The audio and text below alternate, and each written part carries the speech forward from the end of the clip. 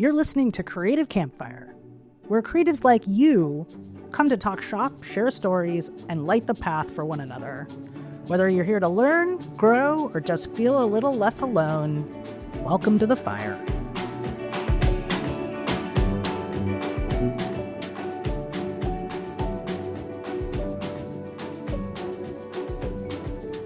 As we've said, we want people to feel less alone on this creative entrepreneurial journey. That's why we're hosting a 4-day in-person experience in London from September 29th to October 2nd. We have spots for 12 folks who are ready to reconnect with their work, their ideas, and each other. You can join us for all 4 days or just dip into a single day for the perfect mix of creative spark and business clarity. Head to creativecamp.pro/London-experience to get all the details and sign up. Or head to the show notes and tap the link. So for folks that don't know, I'm Julian at the fire today with my good friend Tom Crooke. Tom and I met over a year ago while we were both speaking at a college about how to network, and then we ended up networking. Practicing as we preached. Exactly. And what's so fun is I got to learn a lot about your business by listening to you give your little networking talk. Just about like how you built your business. And that's why I was so excited when you said you would join today, because you were a fast friend here. Like, we immediately connected and I was like, oh, I could like go hang out with Tom. I could talk to Tom. I could have coffee with Tom and we could talk shop, which is awesome. So for those that don't know you and want to know you, because of course everybody wants to know Tom, tell us a little bit about who you are and what you do. Thank you very much, Shelley. It's lovely to be here around the glowing embers of with our s'mores. I heard you introduce the idea, complain about the British not understanding what the s'more was.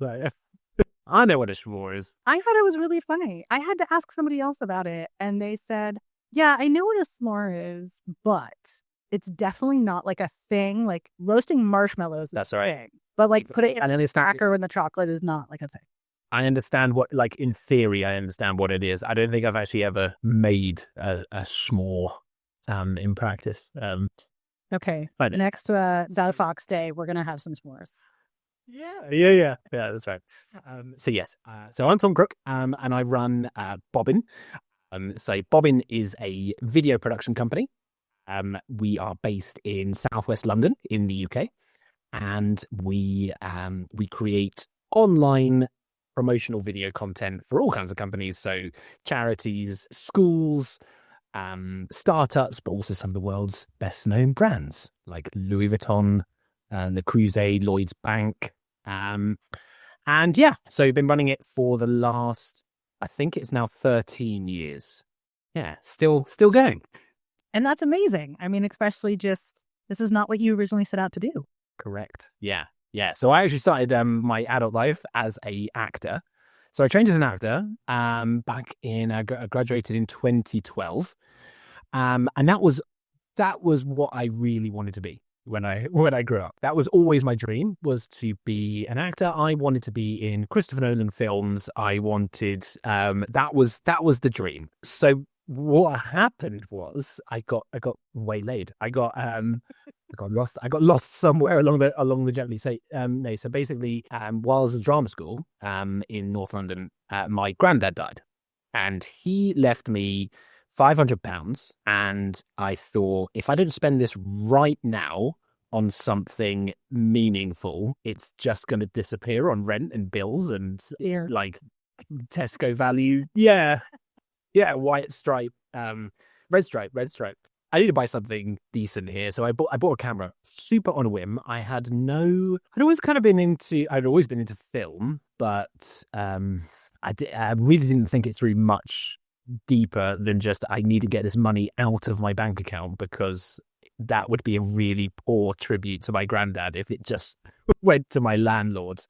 So I bought a camera. I bought a little Canon 60D, bought a 50mm lens, bought an SD card and a battery, and that was it. And then Bobbin was born. So what I did with that, so at the time, what I did So I had it, and I was sort of, I was taking photos, and then quickly realized that I could take some video on it, which was really exciting, being an actor. And so I started filming little scenes with my housemates at the time, Ollie, Chris, and Paul. We used to make like little short films.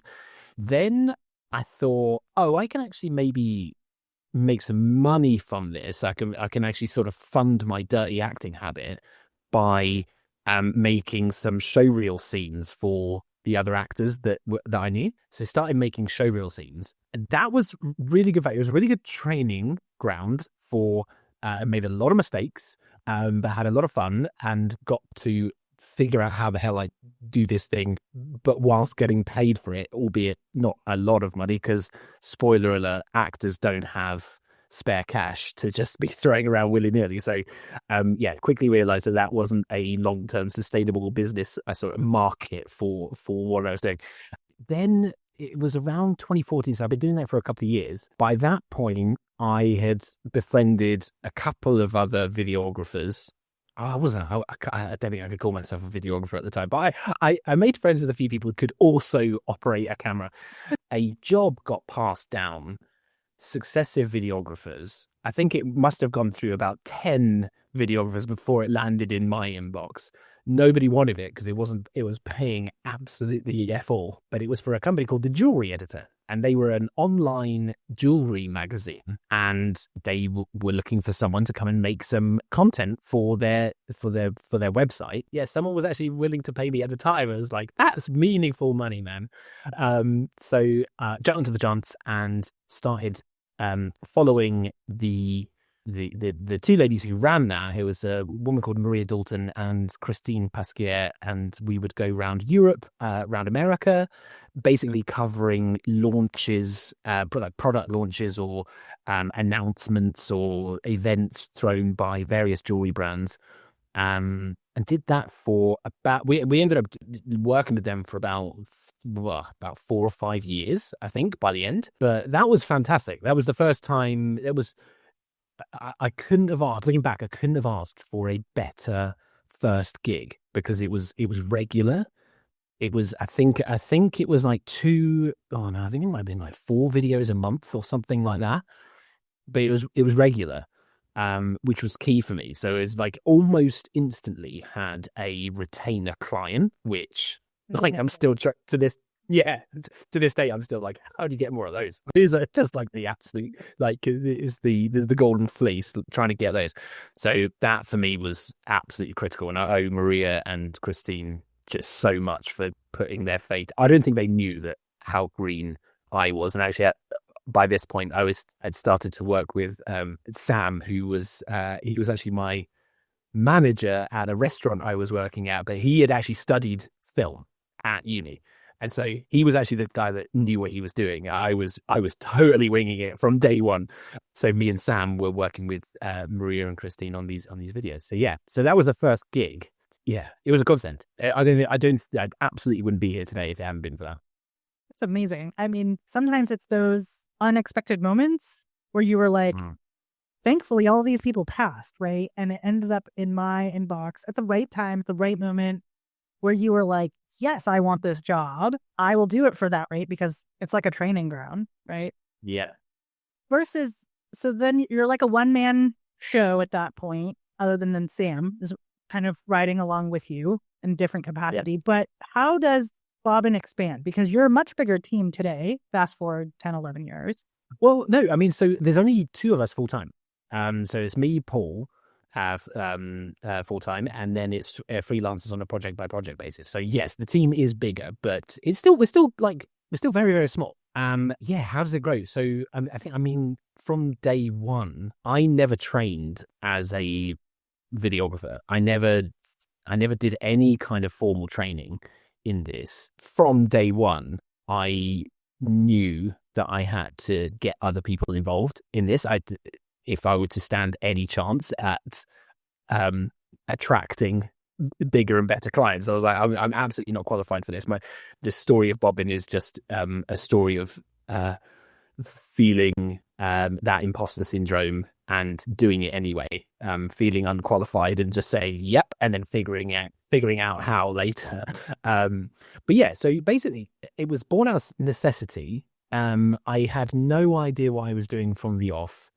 Entirely self-taught on YouTube, and just very, very hungry to go next level constantly. And I knew to go next level, I needed to employ people who really knew what they were doing, and actual artists who really understood their craft. I've picked things up over time.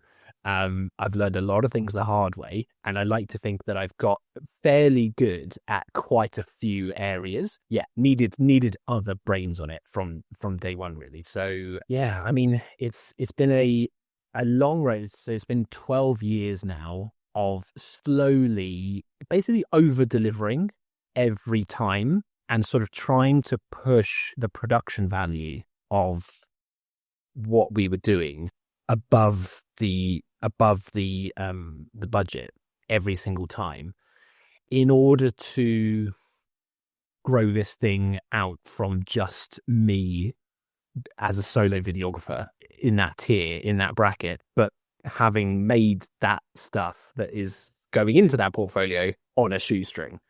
Oh, yeah. Well, and I think that's an interesting point to make, right? Because there's a lot of times where people will say, shoot what the client asks, or create what the client wants, so it ticks all their boxes, and then create for you. Right. In a lot of essence, like that's what you did was, you're showing up to these shoots, you have your shot list of what you're going to do and how you're going to do it. And I know there's a story you shared with me about like just learning about the difference between like run and gun, like everything used to be more run and gun. And then you were like, oh, right, we can like storyboard this out. Yeah, that was a realization. But yeah, to some extent, what I've learned over the years is I really tried to.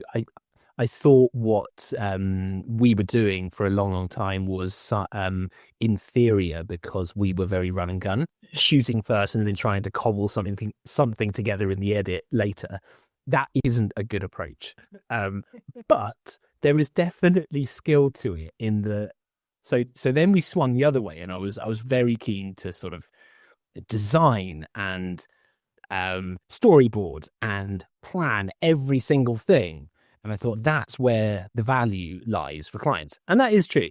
But also, I think there is definitely, if you put Bobbin into any situation, I guarantee we will create something from nothing. Like you can put us with minimal sort of instruction or brief, we will create something from nothing. And I'm very proud of that. I think that's born out of like years and years and years of genuinely creating something from nothing. But that's also partially like your training as an actor, I think, really comes into play there.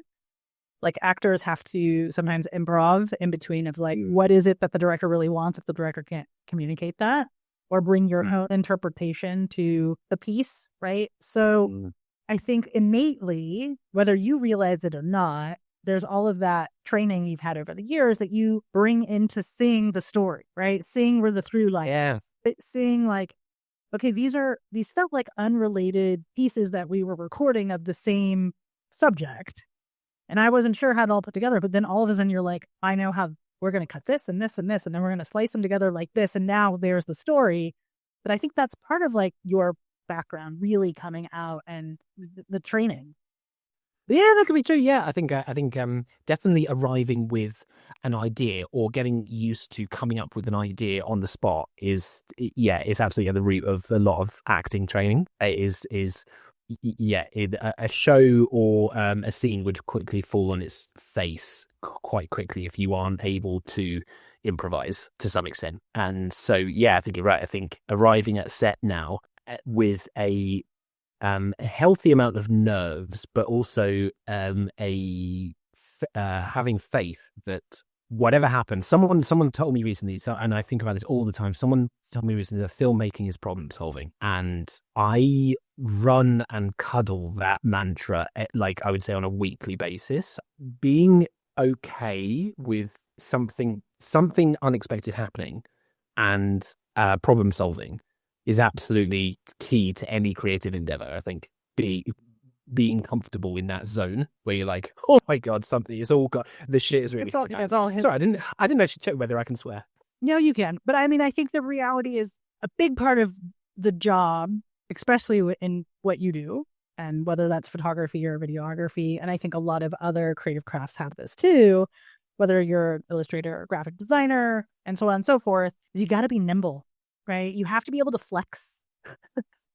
You just reminded me of this shoot that I did. It was a Christmas campaign. I shot it last like September, October. And oh my God, so many things went sideways. Like so many things. And Yeah. like I left with plenty of time to get to the shoot and the freeway was closed. And so I had to take an alternate route. And I took that alternate route and right in front of me there was a crash with a semi. And then we're stuck and I'm like, there's no exit, there's nowhere to go. I'm like calling the client. I'm like, I'm gonna be late. Mm-hmm. I don't know how late, but I'm gonna be late. And then I show up and I'm a little late, like probably about we were probably about 30 minutes or so behind. Okay. I get up, I set everything up, and I'm doing my test shots. And all of a sudden the client says to me, Shelly, your laptop says it's gonna die. Oh. The cord went bad. Oh no. I am freaking out. And when you do you shoot like tether? I tethered. Yeah, I was tethering. This is for a wine client and photographing their bottles and in their rooms, in their big, beautiful, brand new tasting room that we had never shot in before. So this was like a big deal. This is a client I'd had for years. This is like my 4th or 5th year shooting with them, right? Yeah. So they're like, oh, it's going to die. And I'm thinking in my head, I'm like, okay, I have an iPad. I will somehow tether to my iPad. But I hadn't tried that out yet. I knew I had the technology, but I hadn't done it yet. I hadn't actually figured it out. And I'm getting my iPad. I'm re-downloading the app, all this stuff. And I said to her, hey, you just mentioned you got this new laptop. Like maybe it has the same cord I have. So she runs upstairs and she gets the cord and thank God it's the same cord. Elvis, so I don't mean to interrupt. At this point, had you been like, how much had you sort of like when she was like, your laptop's dying and you were like, oh my God, the cord's busted. Were you like, oh no, that's a problem? Or were you like, yeah, oh, that's fine. That's part of the. I think at this point we'd already had the car accident being late. We had an issue with the second monitor I brought because I brought a TV instead of a second monitor because the second monitor I wanted to rent was already rented out. So at the last minute I was like, oh, I have this small TV. I'll just bring it because it's just for like prop styling, right? So we could lie to you on it. Not a problem. Brought it, had the cord, plug, tried it, and then I was like, the right cord. Cool. Yeah. And then it was like, I found the right cord because I have a whole, what I call the oh shit bag. Like, oh shit, I need that. I remember you talking. I really took that away from you when I first met you and you talked about your oh shit bag. And I was like, that's so on point. So I ran to the bag, I opened it up, and sure enough, there was a long enough like HDMI cable. And because the one I had wasn't working. And anyway, so then we go to plug it in. But what do you need with the new TVs these days? What does a new TV, most of these new TVs do not have them anymore, is an on and off button. You need the remote to turn it on. God.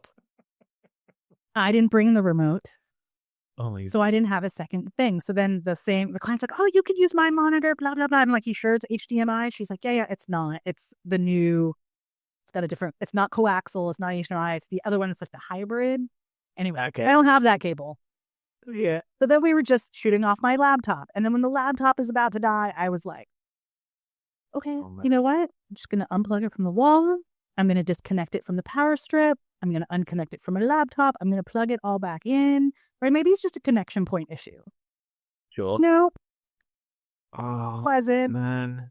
And so then I said, okay, in my head, I was like, okay, worst case scenario, I'm just shooting straight to camera. Like that would suck, but I could do it. And I could tether to my phone. Right. So at least my phone is slightly bigger than the LCD screen on back of my camera. I could keep going. This shoot kept going in this direction. Okay. But I got through it. But it's all about, the whole point is like that problem solving of like, you can't let yourself freak out because if you freak out and you spin out, then your client freaks out. The images or the footage or whatever it is you're doing doesn't get made. Everybody gets more stressed. And so you kind of have to just take a beat. You're like, sucks. I thought about plan Yeah. like I had plan A, I had plan B. Now I'm on to plan like F. Yeah, and that's why you get a pro, right? And I think that's because a pro does not prevent shit happening. Shit happens. But a pro has the wherewithal to be able to kind of cope in those situations. And like if they'd got any less of a photographer on that job, it sounds like there was about 8 points at which that photographer would have just gone, you know what, it's not going to happen today because XYZ. Whereas you were able to actually make it work. But actually, the end product, I'm sure, was just as good as it would have been. It just kind of like interrupts workflow, or it's not quite as optimized or ideal. Yeah. I mean, I think at the end of the day, it's like if you know what your tools are capable of doing and then something fails with that tool, you're able to be like, oh, I could do this. I can change out the battery. I can disconnect the lens and put the lens back on. I can, I could try all of these different things before I go, you know what, this isn't working and I need like a completely different kit. Yeah. And I think my training ground was shooting weddings. Same, man. Oh my God. I talk about this all the time about how I feel like weddings are the best training ground because there's no do-overs. The pressure is through the roof. I would look a commercial client in the eye all day long and say, the camera's bust, my B cam's gone. You know what? Worst case scenario, we're just going to have to come and reshoot this. It's not going to, you're not going to have to pay any extra, but you're just going to have to do the reshoot. But you can't do that with a wedding. It's like, absolutely needs to happen. Oh my God. Yeah. I mean, weddings are crazy. They're crazy. And the weirdest stuff happens at them.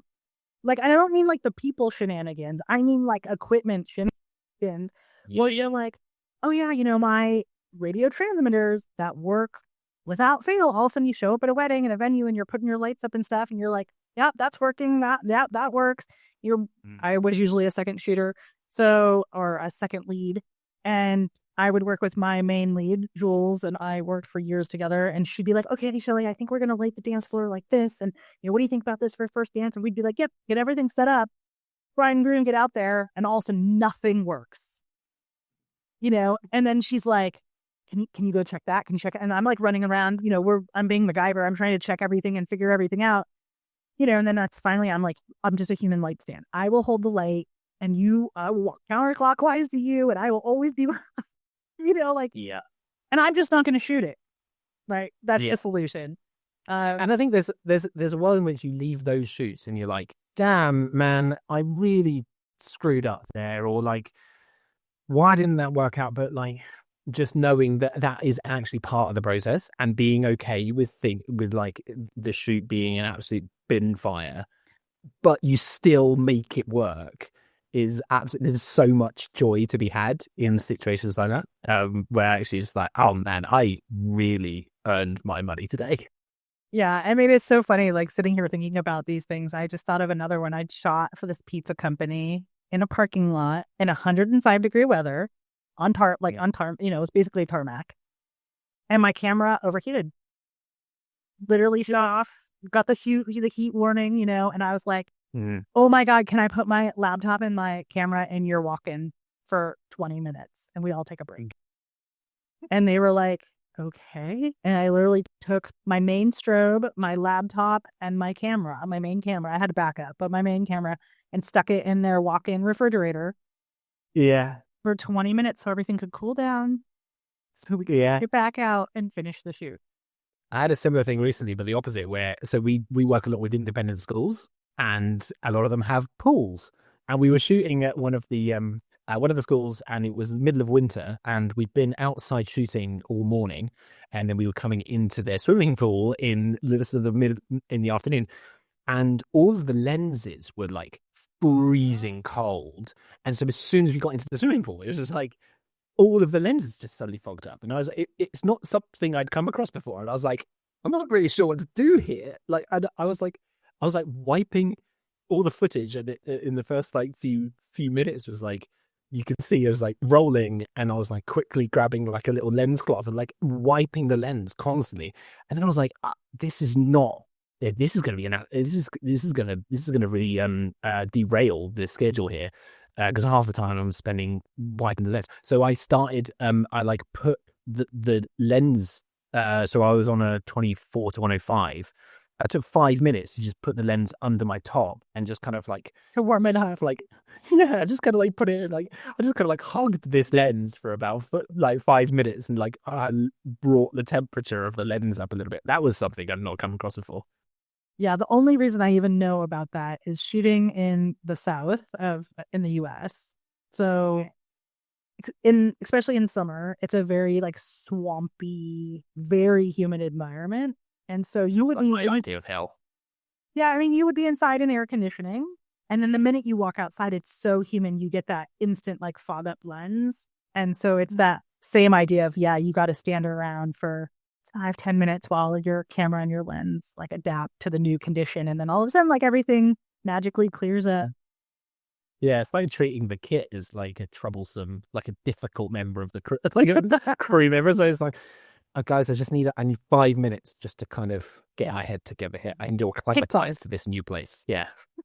So we've talked a lot about this problem solving, but let's talk about problem solving as a business owner because you didn't study business. You kind of got into this as like, as you said, it was kind of a happy accident. And so where did you learn some of the business acumen? I'm still learning. I'm a Hoover for. I've got an insatiable appetite for business books and for podcasts and for. Thing I'm constantly making up for my lack of formal training or education in all areas of the business and the creative endeavor. But where did I learn it? Oh man, I haven't really learned it. I never really. I'm still just trying to figure it out. There's so many things I learned the hard way, and I wish I'd. So I never worked for another company, or like another production company, or from day one, I set up Bobbin, and I was like, I'm gonna make this like a business that is bigger than just me.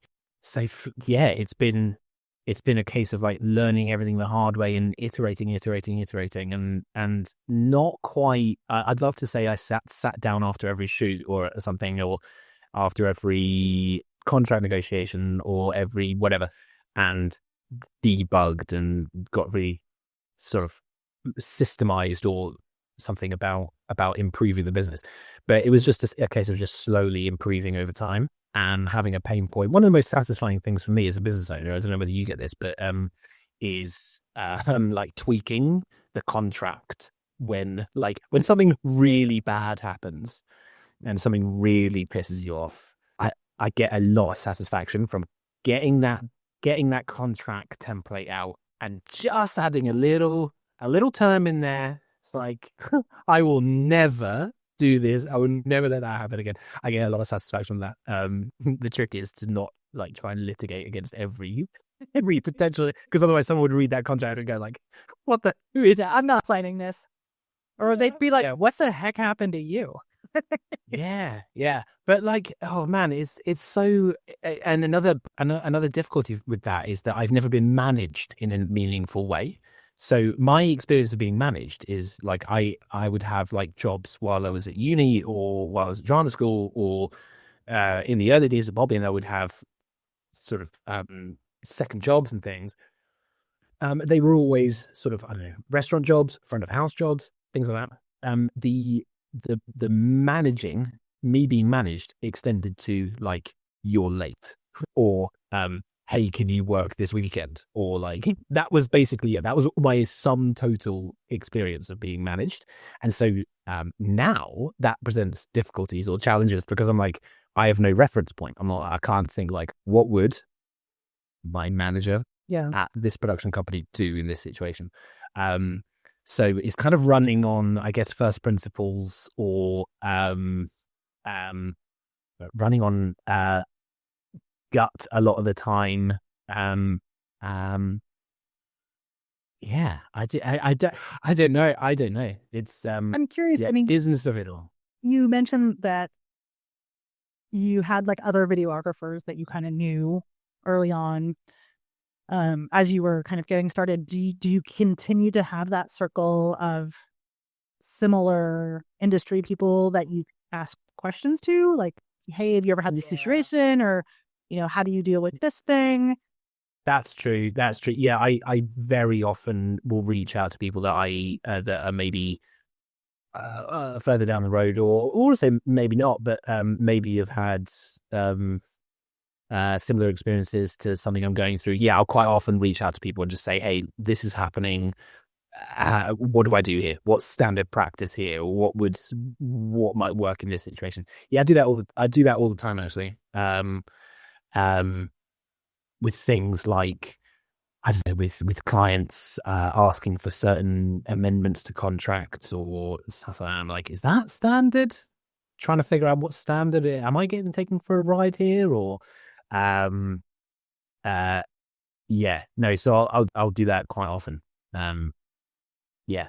Right. I think it's part of the things that we, as like, because most of us start off as a solo entrepreneur, that we, I don't want to say forget about, but like that supportive community, that larger creative community.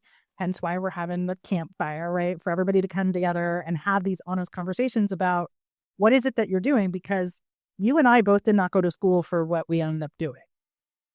I didn't go to photography school. I got a business degree. I wanted to work in pro sport.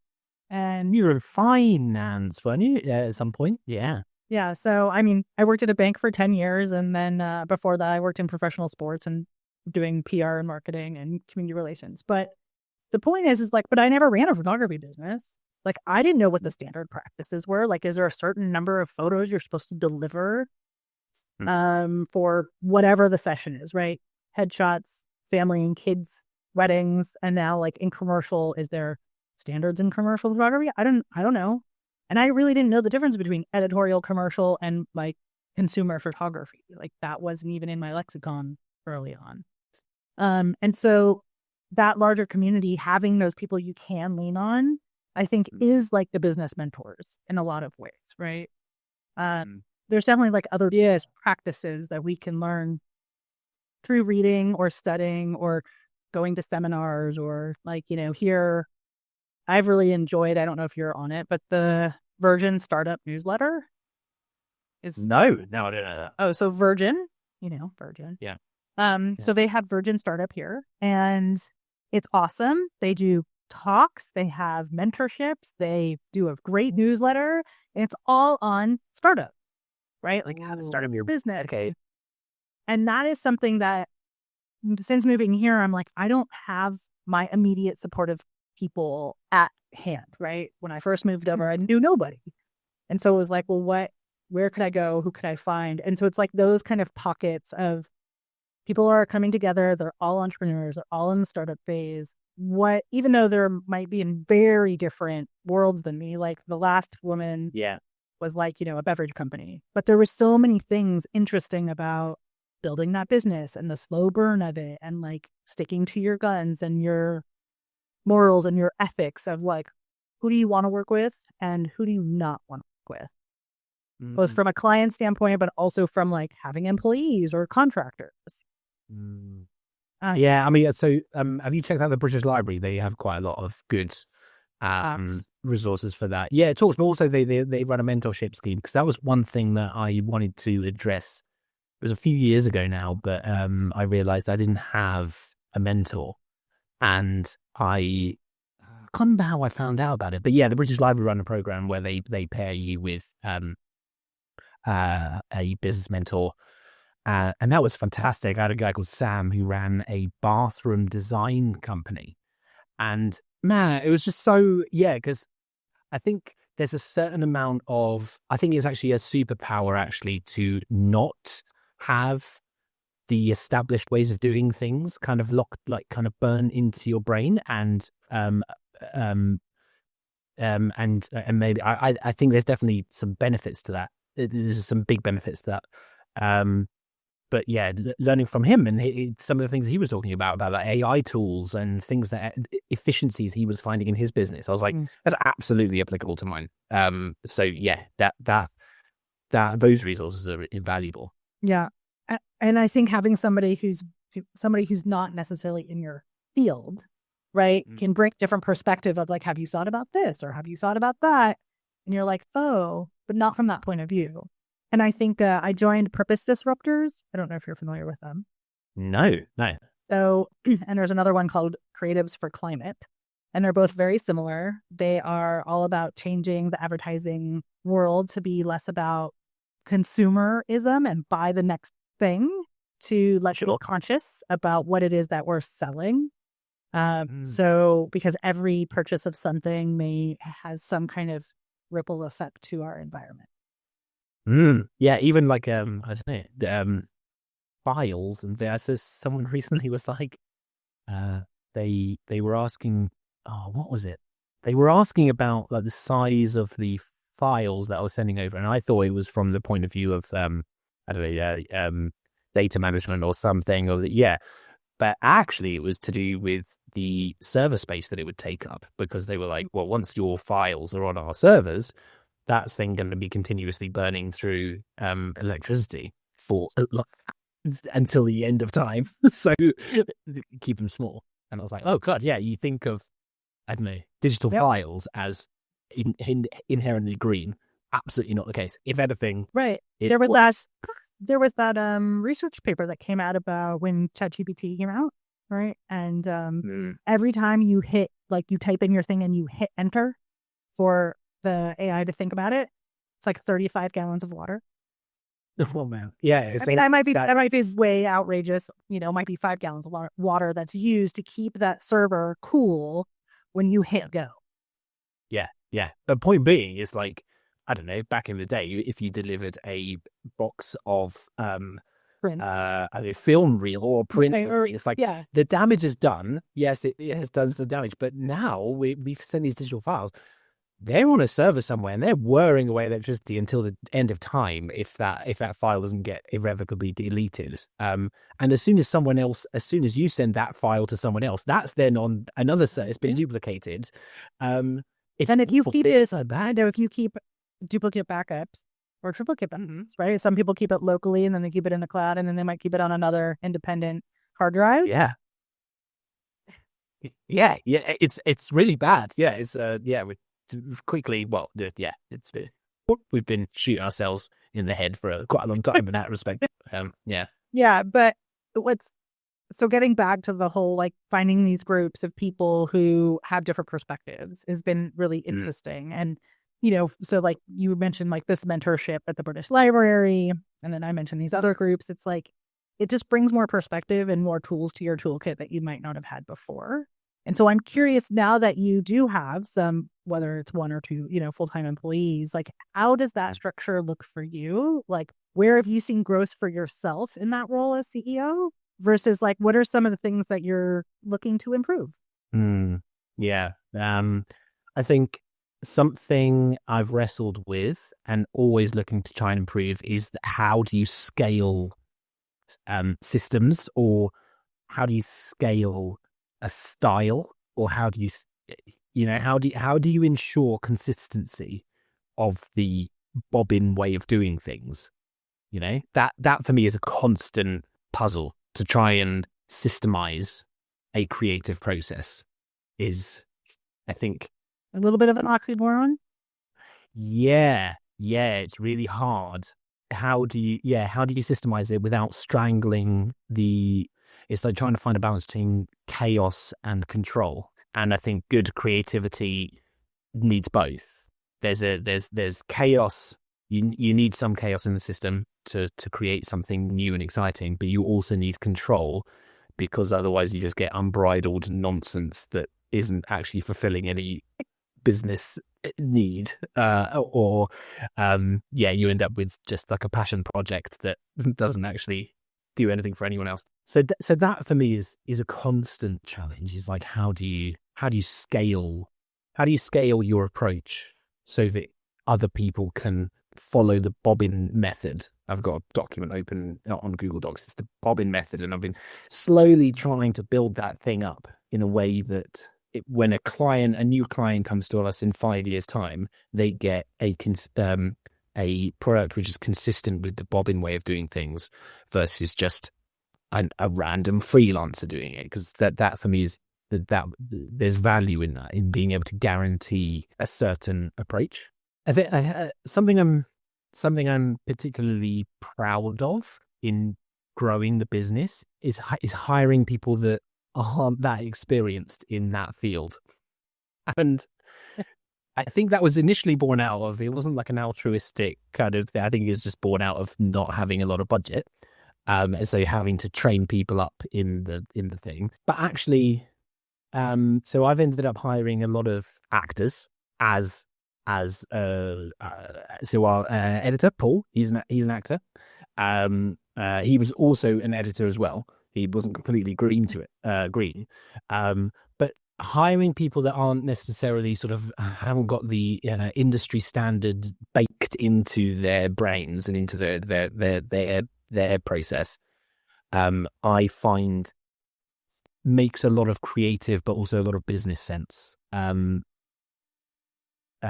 There's so we had our 10th birthday. So we've been running for 12 years, but the business was incorporated 10 years ago. So we had a 10th birthday party recently, and I as part of the kind of prep, giving a little speech, I was sort of doing a lot of thinking, and one of the metrics I've found to be something I'm particularly proud of is over the last 12 years, I've received 7 invoice 001s, i.e., I've received 7 people's first ever invoice, and I love that. I love that I've so far given 7 people their first, not even just like their first gig in a particular field, but like their first freelance gig. And I think there's a woo-woo kind of like benefit to that. I love nurturing new talent. But there's also a solid business case for it, which is I'm taking people who haven't got industry standards baked into them, and I can create talent in the bobbin mold, not just the industry mold, which I think, and also, candidly, it's cheaper. Yes, it takes time to train those people up, but you can teach skills. What you can't teach is attitude or mindset or energy or enthusiasm. If someone's got an interest in a subject, you can teach skills all day long to some extent. Yes, there's a definite solid business case for it. But I mean, it's almost like I could equate this to almost like a hands-on MFA, right? So what's MFA? Like if you got like a graduate degree in fine art. Okay. Right. So imagine someone, they go to college or university here, right? You guys do both. You go to college and then some people go to university. Yeah. And in the States, it would be, you finish high school, you might go to university, and you might get you get a communications degree, or you get like a history degree, right? You get some degree and you come out and then you're like, well, what am I going to do? I don't know. Right. And then someone might find you, Tom, and say like, yeah, I really like film. And then you're like, what do you like about film? You could have a whole conversation with them and they might be like, I love this and I love the lighting and and this and that cinematographer and this, soundscape or whatever it is that really attracts them to film. And then you'd be like, you ever thought about making a film? Right. And like, this is someone who has no history of studying film. They just genuinely like the genre. Right. And then you're kind of taking that interest that they have and saying, do you want to pursue that in some way? Is that a bit sure. And you're kind of giving them like the school of bobbin, right? The school of bobbin is what's teaching them about how to break down the process of making a movie. I mean, because what you do is still movies, whether it's a promotional thing for a client, but it's a movie. It's got to tell a story. Yeah, it's still storytelling. Yeah. It still has to tick all the boxes of a good story. And when it comes to motion and film, it's also about that soundscape. It's all about, how are you going to shoot it? What lens are you going to shoot on? Is it going to be wide? Is it going to be close? Who's the hero of this section or story? And for someone who just loves film, they might not get that at a granular level. But like you said, like all of that storytelling elements can be taught. And with practice and time, you start to see it more and more and more. And you're like, oh yeah, I get it. I see it. I get it. I see it. And the same as in photography. I was just chatting with a photographer friend of mine about the same thing of like, how do you, that creative muscle, people are like, you're either born with it or you're not. You're like, no. It's all about working on that muscle, right? Working on seeing the world in a different way. Like, if you laid on the ground, if you had a fixed 50 and you laid on the ground and took a shot, that's like how the dog sees or the cat sees, right? You're the perspective of an animal at the ground. But if you are standing tall, whatever that height is, 5 feet, 6 feet, well, now I'm seeing from like my point of view. But if I get up in a tree, I can see how the bird sees. Yeah. Right. And so it's like, oh, right. Like that perspective change, you can start to teach people, like, what is the perspective here? Where are we looking at? Well, if you're low and you look high, like, if I'm an ant and I look up at a cat, well, the cat looks ginormous. I want to take the Shelley Warden school of choosing an angle. So I mean, I just think it's like, it's that really, because all of that stuff is like really exciting. And when you realize you can learn it and you can work on it, it is learning that theory. It is learning like understanding why that composition works and being able to articulate why that. Because a lot of times I'll see something, and it still happens today, where I'll see something, I'm like, man, I really like that. And I'm like, why? Yeah. Yeah. Why do I like that? Yeah, that shot really worked. Why? Yeah. And so then sitting there for a while and trying to actually articulate, like, why does that work? I still remember there's a scene from this film, Lincoln. This is already an old film. And I remember it's like dark and moody, and it's the way they lit it. It's the amount of fog that's in it that gives it this extra texture. It's the use of shadow more than light. So it's a very dark scene. But the way that they kind of come into the scene, and then all of a sudden you see the character, you don't really see them, but you get a hint of who it is because of what they're wearing and these references to previously in the film. And it's kind of slow. It's a very slow scene.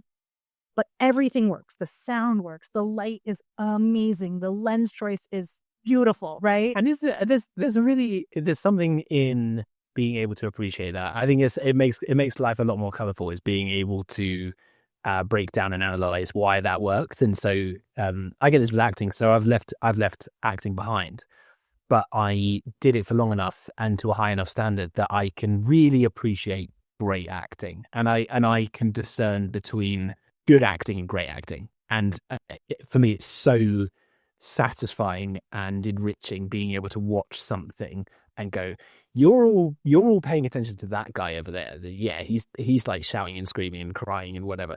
But that guy over there, he's doing amazing work. And it's the same thing with, I guess, what you were saying about photography. It's like being able to discern great work. There's so much joy in that, in being able to look at something and go, I know exactly what they're doing there, and it's really clever.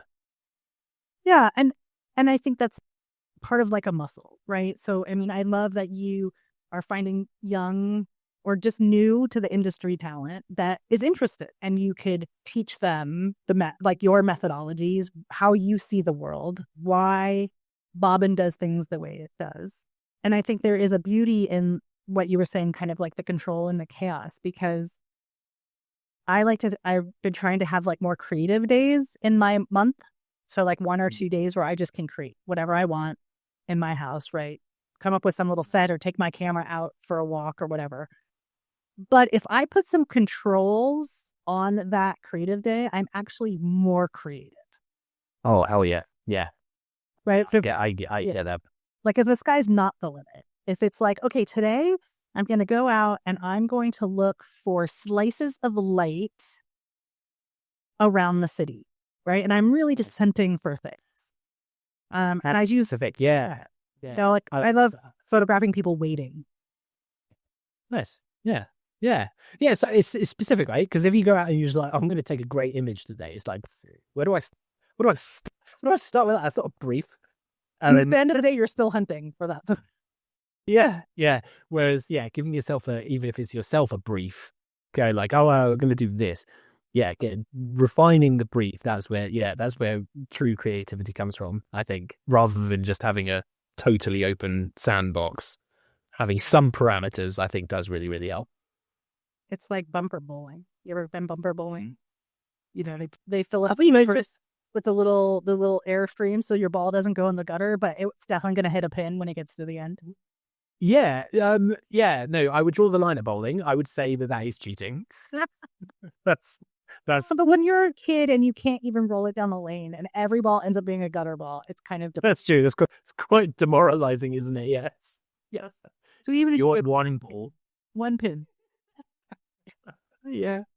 So if I was to ask you what you feel your biggest business mistake was in the last 3 years, what would you say? Oh man. In the last 3 years, I think I think I could probably extrapolate this out across the entire time I've been running bobbin. But this is like buying any equipment ever. It's been the biggest mistake. I think buying equipment now, we need tools, right? There are tools that objectively improve the output one way or another. Maybe it's the quality of the lens, or it might just be making your life easier, and therefore you can create more. But I think buying equipment can quite often it's kind of like sugar.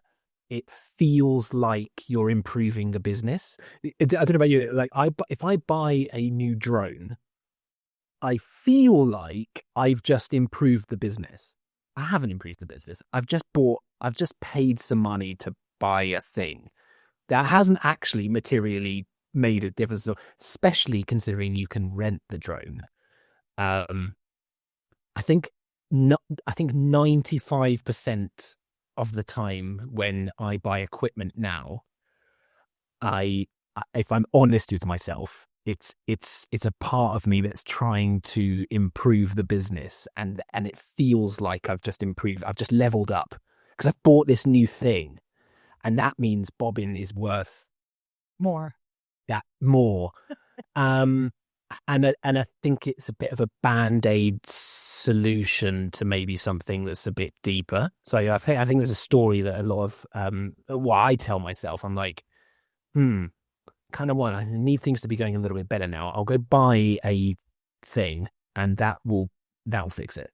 And 99.9% of the time it doesn't fix it. So I think I don't know whether that's as straight an answer as I can give. I think it's like just buying any equipment, because I think for the first 8 years or whatever, yes, there is a certain store of kit that you need to be able to do the job, and there are things that we do need to replace or upgrade, and those do make a material difference. But yeah, like 99% of the time, it's vanity. This is like it's vanity, or just kind of like, yeah, it's the new toy or something. So yeah, I don't know whether, yeah, hopefully that resonates with somebody. I don't know whether that resonates with you, but It makes me think of another video buddy of mine who, oh my God, like I remember doing some tests with him and I'd be in his studio and I'd be like, oh, Sean, let's shoot this thing.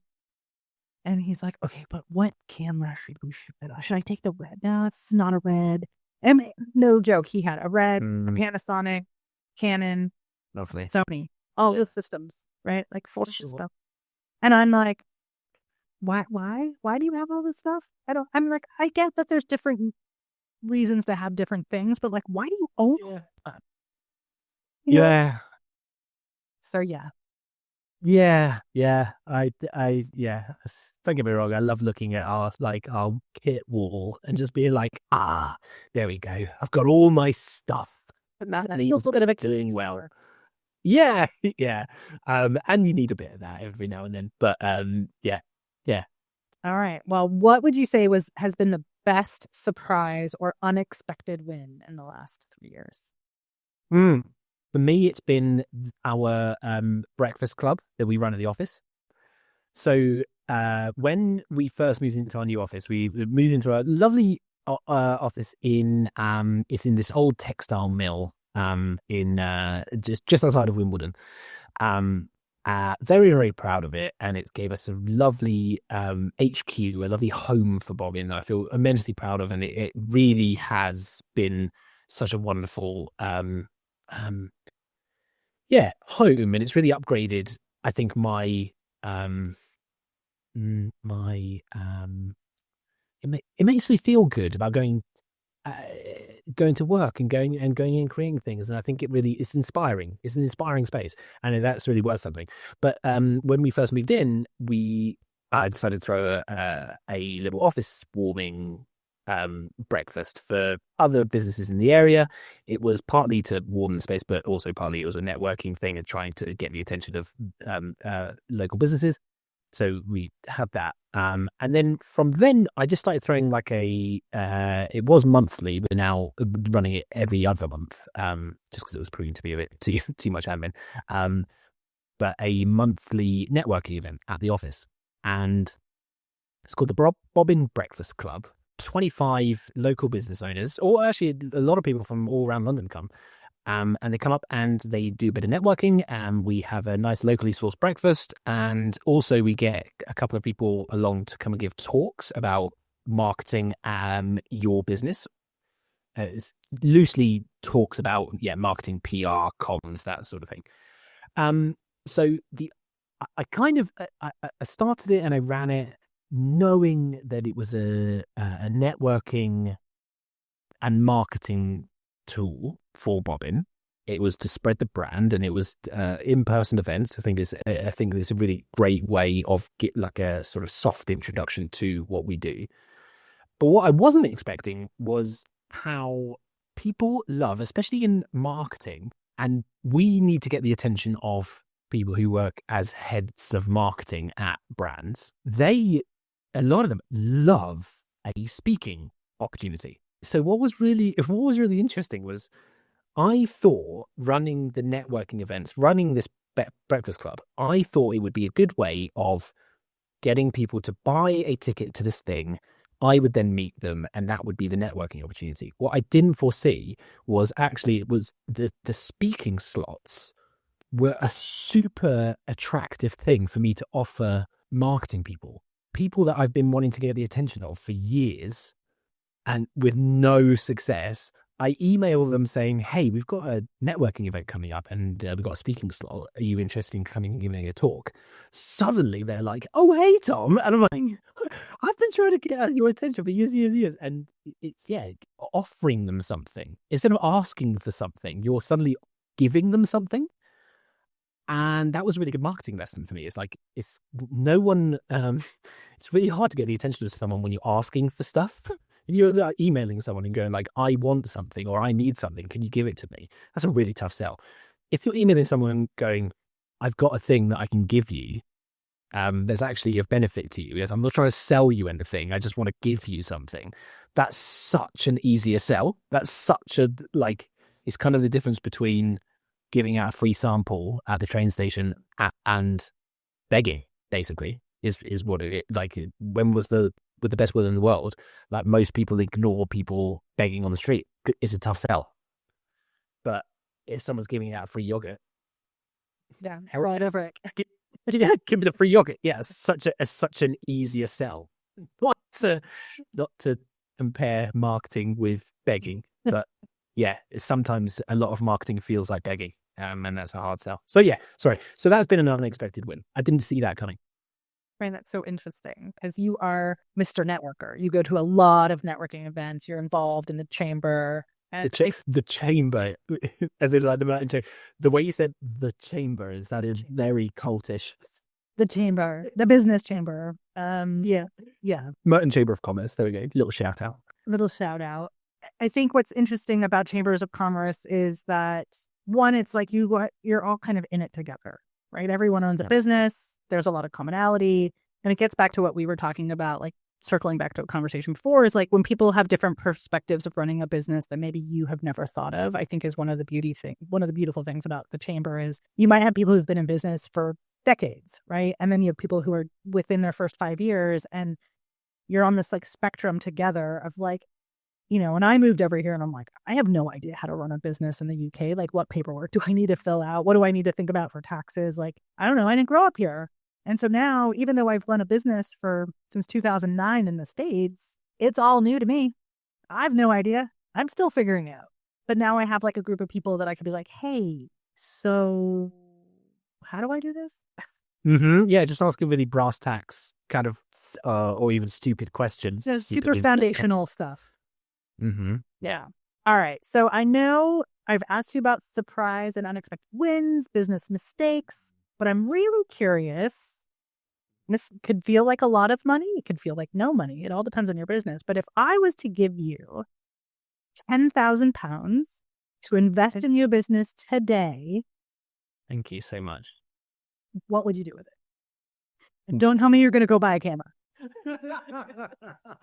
Right. Okay. So, I would say, okay, I've got a boring answer, but hopefully it resonates with people, and I've got a slightly more, I guess, a slightly more interesting one. So, my boring answer, which I hope resonates, is I would stick it in the bank, and I would just keep it there. If I'm honest, I would put it in the bank and not touch the stuff, because I don't know about you, but I think if as soon as I start feeling financially vulnerable, I make really bad decisions. And when you suddenly, if you're like operating from a scarcity, a place of scarcity, if that bank balance starts to drop below a certain point, you start saying yes to projects that you really know you shouldn't. You start making compromises on things, and I think it's a really slippery slope. And the more runway you can give yourself to stop yourself having to make short term decisions, I think is a really good thing in business. I think it's the thing that kills every business that closes because they run out of cash.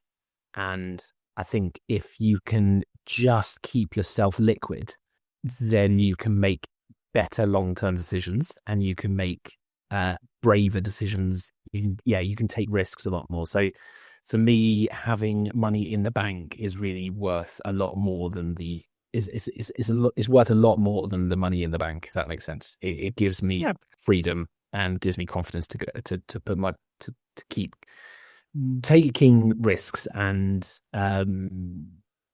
thinking a bit more long term. The slightly more interesting version of that is kind of the same thing, but I think I would use it to basically give myself some more runway to be able to create some more spec ads.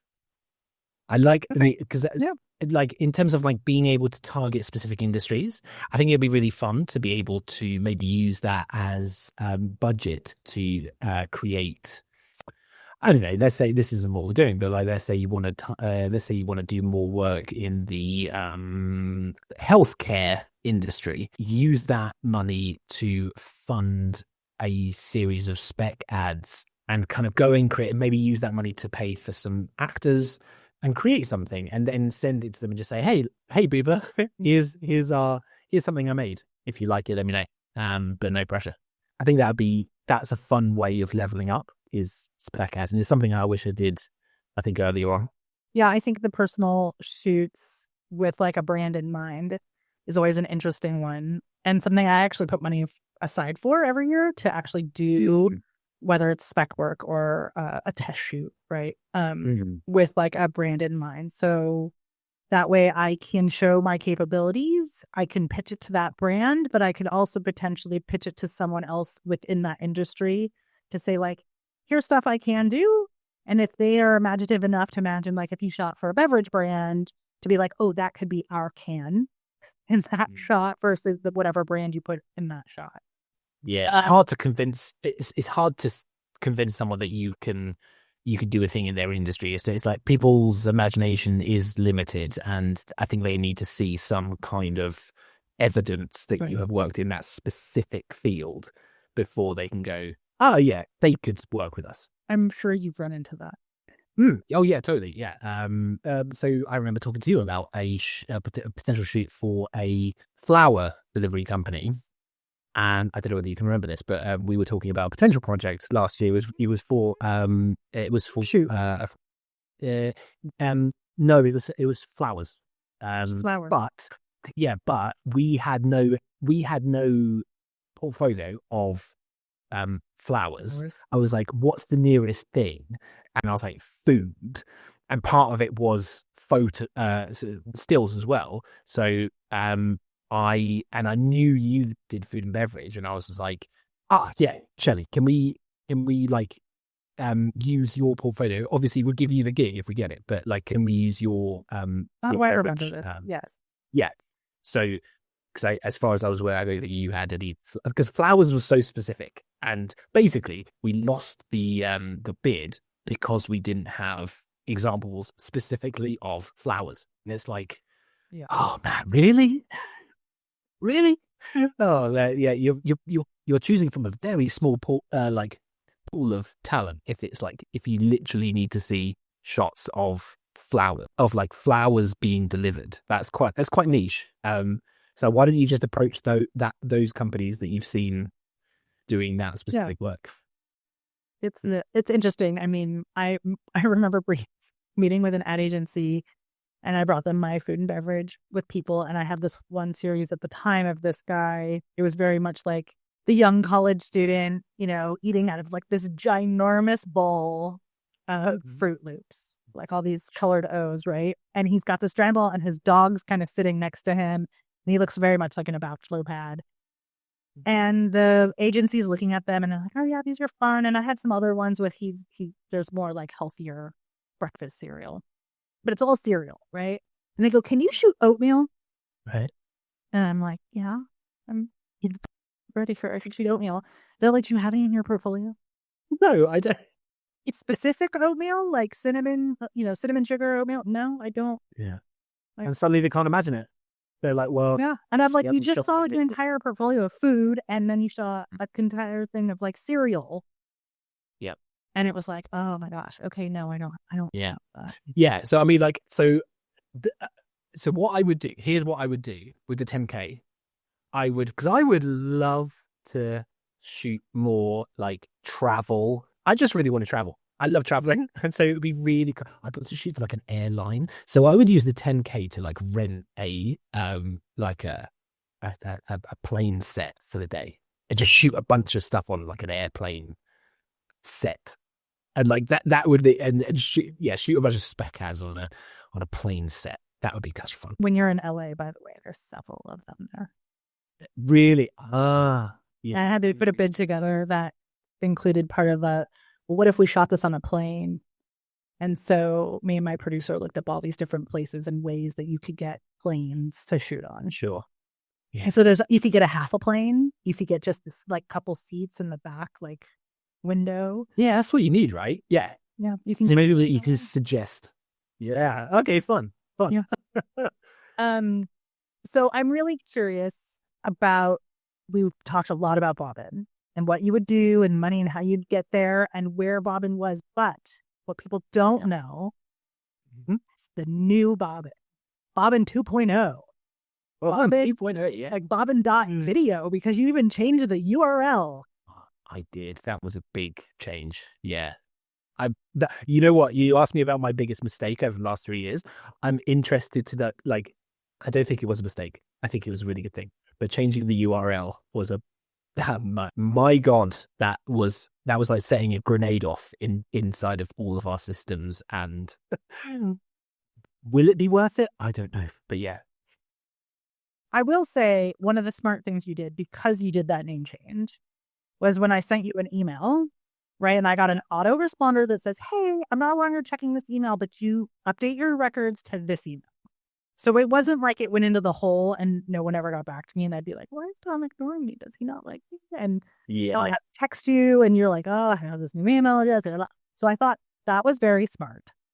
Thank you very much. And actually, I still do get those emails, but I don't tell with it, because at some point I'm going to retire, sunset that that URL. Right. Anyway, because like at some point the redirect has to stop. Yeah. So my question is, like, talk to us a little bit about, or give everybody the update of new Bobbin. Yeah. Okay. Cool. So basically, we Bobbin going forward is a promise, a tagline, a unique offering of unlimited video. So is it? Big reveal. So unlimited video it's 4 things. It's an amalgamation of 4 things. So the first thing, we give unlimited edits on every single project that we work on. So we basically don't stop working until clients are 100% happy. The second thing is we give unlimited licenses to all of our content. The third thing is we give graphics refreshes for the lifetime of the content. So it's any branded, any brand assets included in the video. So logos, fonts, colors, that sort of thing. We will refresh those for no charge for the lifetime of the content. The fourth part of unlimited video is the one that I'm most excited about, is the footage library. So what the footage library is after every shoot, we take all of the footage from that shoot, we trim it down to the good stuff, we give it a basic grade, and we level the sound for any interview content or any presenter sections, and we deliver that footage as individual clips, compressed and ready to drag and drop onto social media, on websites. People can create unlimited video content from all of that footage that we deliver. So yeah, the idea is that they can create unlimited video content from every single shoot day. In reality, it works out to be about 200 to 300 individual clips per shoot day, depending on the nature of the shoot. But yeah, so that's what we're doing. So that's Bobbin sort of 2.0. That's our offering, is unlimited video. And yeah. So which is exciting, and it's quite fun to have a bit of a unique position on this, and I've had a lot of conversations with a lot of creatives, and there's some hot feeling around some of the areas. But yeah, so that's what we're doing. Well, I know when you first told me about it, I had a lot of questions. Sure. And I remember our breakfast, and I was like, what about this? And what about that? And where did this idea come from? And I wanted to know the why behind a lot of the decision making.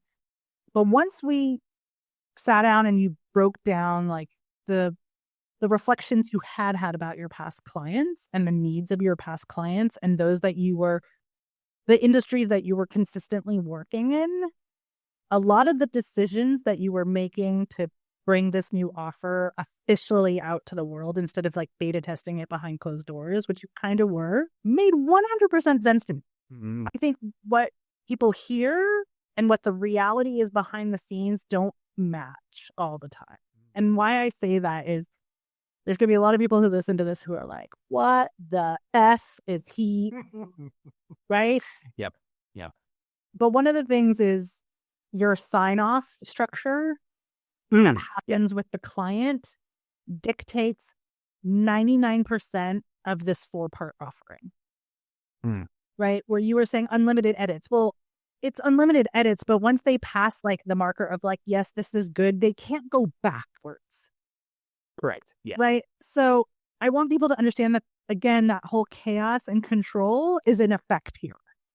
Right. Yeah. So absolutely. Yes. Yeah, because there is a structure in place and you have a very particular timeline and way of working through this with clients that require them to go through certain phases of the project. Yeah, there's phase sign-offs. So we basically, first phase is sequencing. So we will carry on working on the sequence of the edit for as long as the client wants to. So that will be basically the timing and the cuts of the footage, what footage is featured, and that sort of thing. So we'll carry on working on that for as long as they want to until they give the sign off. Then they sign off on the sequence. Then we move on to the next phase, which is motion graphics. We'll start building. We'll take the graphics that we have designed as still images and start animating those. Once they're happy with that, they'll sign off on that. And we'll move on to the next phase, which is the grade and the sound mix. And we'll carry on working on that until they're happy. And then they'll eventually sign off on that. And then we deliver the final content. It's absolutely not the case as like, I don't know, in like a year's time when they decide actually they're not happy with that video. They can't then come back and go like, oh, you remember that video we worked on? Can we actually like re-edit it? yeah, we want to make these changes. So yes, that's not the case. So yeah. Yeah. And I think that's really important for people to understand, because once you broke that down to me, I was like, oh, that makes so much more sense, right? It's not that forever, literally forever editing. It's just when we are in that phase, if you're not happy about this, we will tweak it and tweak it and tweak it and tweak it and tweak it. Where I know from a number of video friends of mine, they give like 3 rounds of go. And then once you're past the 3rd round, there might be an additional fee. Mm-hmm. Yeah. Right. So I think that's kind of the difference between what we're talking about here. And then when it comes to like sound mixing, there's a whole bunch of ways that people do it out in the field. And a lot of times it's kind of like this one particular person I worked with. It was like they would send over a number of tracks, maybe 3 to 5 tracks, and be like, which one do you think is the best feeling for what we're going for? And beforehand, I would have to give like a list of descriptors of the types of music I'm looking for, or even a sample sound or whatever. And then they would source it. And then basically I would pick one. They would do a rough cut. And then I'd be like, maybe. No, like I'd be like, nope, that's totally off. Let's go with this other one. And then that would kind of be it. Yeah. Yeah. So just to give people kind of like a contrast of like what you're offering versus what some other folks might offer out in the field. Yeah. Yeah. Yeah. So, I mean, in reality, because the main sort of pushback I have on this is like, what about if someone really starts to take the mick and they're like asking for like their 15th round of edits on the sequence? And my answer to that is, that very rarely happens, and 95%, I'd say 95% of the time we go to, I would say, maybe 5 or I think we average out maybe like 5 or 6 revisions of a sequence before moving on to the next phase. And I will take the hit on the 5% of projects which really rumble on. I'll take that hit. That's fine for the sake of the 95% who actually, they want their content as much as anyone. They want the thing finished. And we have a very clear payment structure as well, which is time-based, as opposed to in our contracts, we sort of stipulate we need to be paid by a certain time as opposed to a certain point in the process, which means that we're never waiting for payment because they're taking their time with edits. So that also helps with the business side of it. But also, my other point on that is that, if like I'm quite a big believer in tweaking and going backwards and forwards, and I quite like the idea. Like, I fundamentally don't want to leave someone unhappy with their project, but if it takes 17 times to get there, I'm on board with that. I quite like it. I subscribe to the Kaizen philosophy of small improvements, and sometimes you send over an edit and they're like, yeah, that looks great. And then they'll have some notes, and then you'll send it back and they'll go, oh yeah, but this other thing isn't quite working anymore because we changed this one thing, and now I'm not really liking this other thing. And yeah, that's cool. I'm on board with that because I've definitely been on the other side of that. Say we just got our website redeveloped for this relaunch. And man, I was going backwards and forwards all the time. So maybe it was just I was just building this around clients who are like me, and sometimes things take a little while sometimes things take a few iterations before you actually spot something, and you're like, no, this actually needs to change because it's not communicating what we want it to. And it sometimes takes a few goes at it, takes a few swings of the bat before you realize that. So yeah, there's a lot in there, right? It's all about that kind of real true collaboration, right? You want to be that collaborative partner who's willing to listen, both to the good and to the critique, and then be the solution, right? Getting back to like, we're solution people. We want to have the solution for you. And to your point, like, your solution doesn't stop after round 3.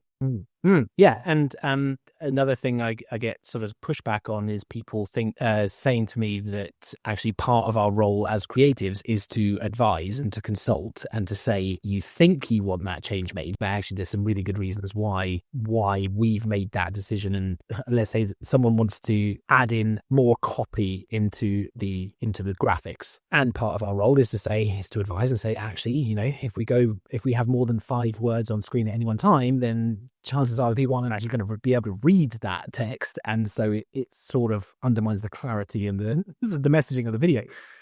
But ultimately, they know their business better than we do, and they know their audience better than we do. And I think ultimately, yes, we still do advise and we still consult, and we will say the reason why we have made this decision is because of XYZ. But if they want 20,000 words on the screen, then man, ultimately we don't know who they're playing that video. Like, they might have some use case that actually really works for. So ultimately they are in the driving seat, and I just want to make this content. I just want to leave people as happy as they possibly can be with it. Oh, Tom, this has been amazing. Thank you for sharing so much, both your personal journey and the journey of Bobbin and this new exciting venture that you're on now. Tell people where they can find you and where they can keep up with Bobbin. So you can go to bobbin.video. That is not bobbin.video.com or bobbin.video.co.uk. That is www.bobbin.video. To find out more, you can get an instant estimate for your next video project on there. So you just fill out a quick 1-minute form and you'll get an instant estimate. You can find us on all social media. If you just search for Bobbin Unlimited Video, we'll pop up. And you can find me on LinkedIn as well. I am Tom Crooke. That's CRWKE. And connect with me on there. It'd be great to hear from you. Oh, awesome. And you should connect with him. It's very fun. And if you head over to the website, you can see a great video starring Tom. A lot of videos starring me. Yeah, that was good. That was part of the. Oh man, making video. That's a whole other discussion. Making video for yourself, crumbs. Oh, well, I got a good, I loved it because I was like, here you are stepping back into the actor role. Yeah, it certainly helped. Yeah, it was really, really good. This has been so fun. We could go on for hours, but I'm going to let you go back to enjoying sunny LA and spending time with your fantastic wife. And we'll catch up when you're back on this side of the pond and over here too. Awesome. Thank you so much, Ellie. That's a wrap on this episode of Creative Campfire. Thanks for pulling up a chair and sitting with us. If you're loving these convos, share the podcast with a friend. The more people around the fire, the better the vibe. If you have thoughts, stories, or know someone we should interview, please tag us over at creativecamp.pro or drop into our DMs on Instagram. We've got to put the fire out for now, but we'll stoke it again real soon.